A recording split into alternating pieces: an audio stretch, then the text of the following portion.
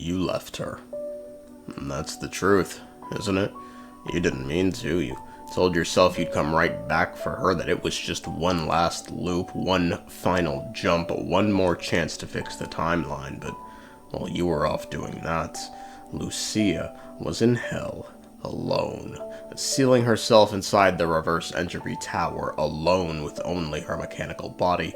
She'd spent an incalculable amount of time fighting off endless hordes of monsters born of the red tide, to keep them within the tower, to keep the virus within the tower. The virus could not be allowed to breach, or it'd bring ruin to your home, Earth.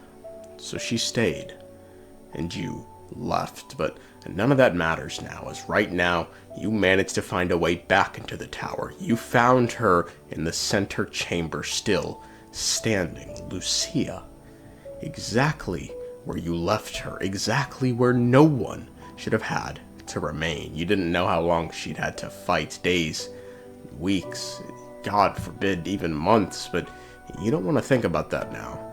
Right now, you're just one door away from home. Together. A sentence you once felt impossible, unspeakable, now teeters on the edge of reality. You walk through the door, her hand in yours, and the wind feels different, but it doesn't matter. The warmth beside you is the same. You turn to her, excited, calling her name, Lucia, and then her warmth vanishes. She releases your hand and drops to one knee. Blood begins to pour from every orifice as her body cracks. Necrosis spreads rapidly, devouring her body in seconds. You stumble toward her, trying to catch her, save her, but your panic only grows. Her eyes, though, remain steady, calm. Well, she says. You dart your eyes around, desperate, and that's when you really see where you are. Something is wrong. This can't be your home. The landscape stretches into a wasteland, endless ruin streaked with the unmistakable remnants of the red tide. Your virus detector on your wrist begins to scream, "Red tide detected, levels critical, impossibly high." Where are you? As panic spreads across your face looking around, Lucia, ever herself, even now, forces her dying body to stand up. She steadies herself for you and says, "We need to leave. It's too high here." She flashes a small, familiar smile, the same one she used to calm you time and time again, but this time it doesn't work. This time it terrifies you. Thoughts flood your mind. Where did things go wrong? Lucia sees the fear etched into your face. Gently, she places a hand on your shoulder and repeats, "We need to leave." She can't walk on her own, so you offer her your shoulder to lean on, but her calm words do little to settle your spiraling thoughts, and then you stop. The truth claws its way into your mind, and it isn't just a revelation, it's a slow sinking rot. You turn towards Lucia, staring at her, recalling her final words before entering the tower, that memory now laced with dread. Time flows differently in the tower. You voice the memory aloud, shaping it into a question. Lucia says nothing. Her face remains blank, her eyes far away. She begins to lag behind. Your heart sinks. If time moved differently inside the tower, then the moment Lucia stepped out, every moment, every wound, every second of degradation she endured alone would catch up to her all at once. But the severity of her injuries, just how long had she been in there fighting? Lucia pushes forward, forcing herself to keep pace. You lean on each other, moving through the wasteland in search of help, any help, but the ruins offer only silence, and the red tide hums like a distant scream beneath your feet.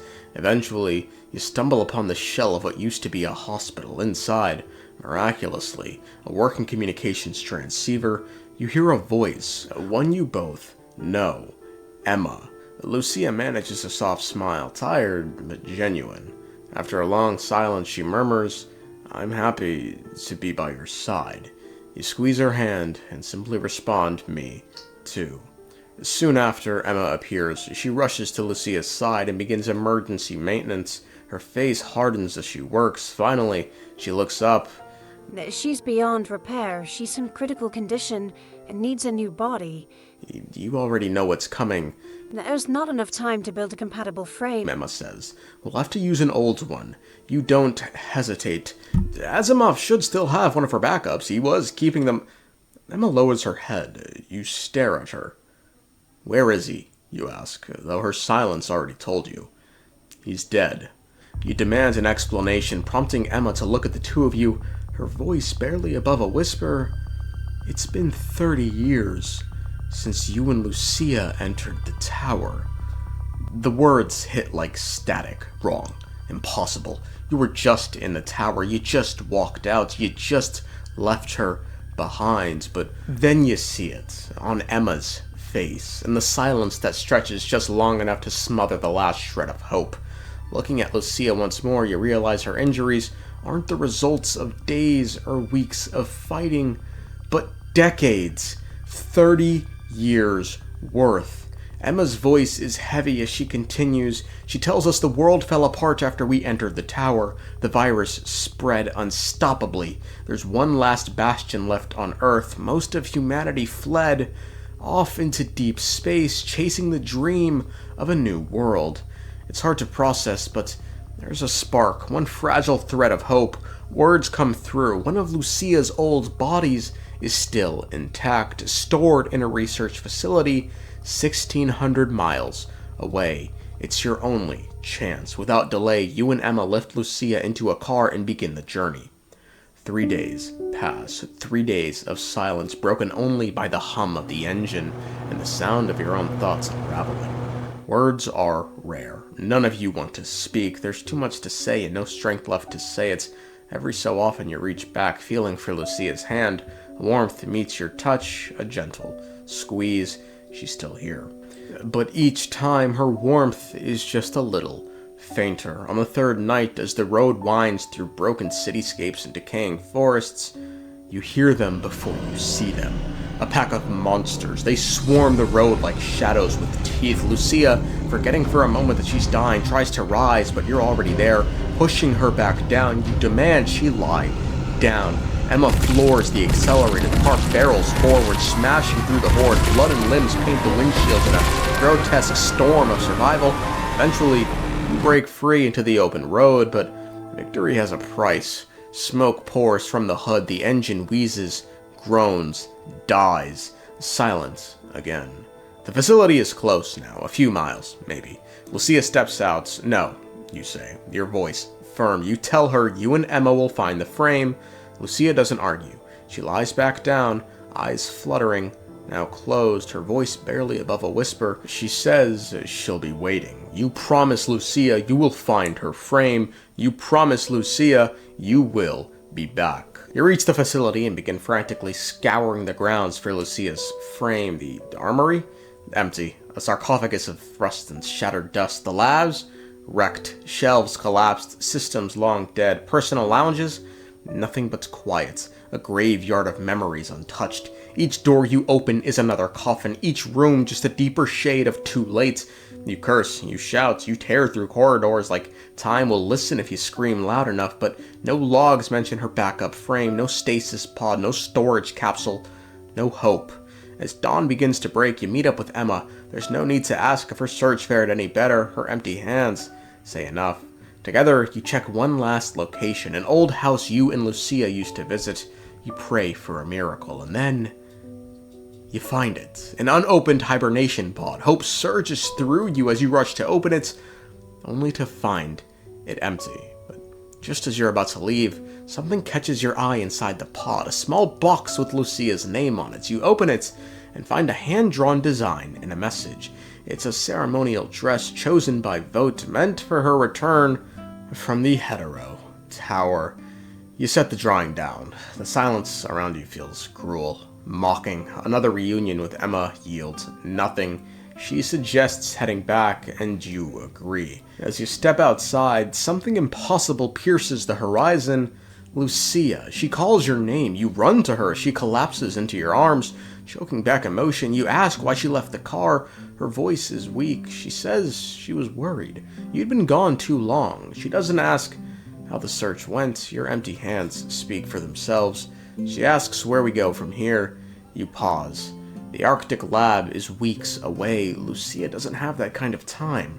Returning to the tower is out of the question. Instead, you tell her about the dress you found. You share its story. Lucia clutches the pod. Emma leaves to search for tools to repair the car, leaving you and Lucia to walk back together.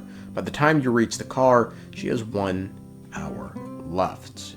You consider every desperate, foolish idea to save her, but come up with nothing. As you begin to accept the inevitable, Lucia appears once more. She's wearing the dress. She smiles, the first true smile you've seen in a long time. "This is where we say goodbye," she says. Regret floods your mind. Maybe you should have brought more people. Maybe you should have been more careful. Maybe this was all your fault. The thoughts spiral loud, relentless. Then Lucia speaks, her voice soft and frayed. "If we'd just known more about the tower, do you think I could have kept you safe?" You stare at her, stunned. She's dying, her time slipping away by the second, and all she can think about is your safety. Even now, when she should be thinking of herself, she's worried about whether she did enough to protect you. The guilt in her eyes cuts deeper than any wound. You don't know what to say. You think back to her time in the tower. "Did you know you were going to die when you stayed behind?" you ask. She nods. Silence before smiling again and remarking, "At least we tried. Everything." You remember when she first joined your squad, everything the two of you had been through. She was the first to join Grey Raven, and now she'll be the last to leave. "I won't accept this," you tell her. "I know," she replies softly. Lucia says before she met you all, she was lost, not just physically, but emotionally. She had no identity, no sense of I, but with Grey Raven, she found people, purpose, a home.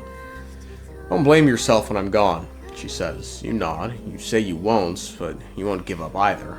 "We will meet again," she says, placing one hand on your chest and the other in a salute. "Thank you," she whispers, "for everything." Over and over, her thank yous grow quieter. You take her now cold hand and help her sit. As the sun rises, the two of you lock eyes. Lucia struggles to remain upright. You know this is it, the final goodbye, but no words come. Like so many times before, Lucia saves you. Straining, she says, "Your wishes will come true. Take care of yourself." You state your only wish is for her to stay alive. She smiles one last time and tells you, "You'll be fine. You are not alone." You tell her you know she's long known how you feel about her. In this moment, she stammers, uncertain of how to say goodbye. You start to speak, but she stops you with a kiss. You hold her tightly, desperately, as if your grip could keep her here a little longer, but her warmth is fading fast. She breaks the kiss, but doesn't let go. "I love you," she says. Tears fall from your eyes. She leans on your shoulder, eyes fluttering closed. She whispers she doesn't want it to end here. You reply you don't either. You remind her of your plans together, how you wanted to see the saplings you planted grow. Now they're probably tall and strong after 30 years. Lucia replies yes. You talk about going to the beach. Lucia nods her head. You speak of concerts, cooking, walks, the movies, but she no longer responds. You call her name, only to be met with silence. When Emma returns, she finds you kneeling, clutching Lucia's body, tears streaming down your face as you hum an old tune the two of you used to love.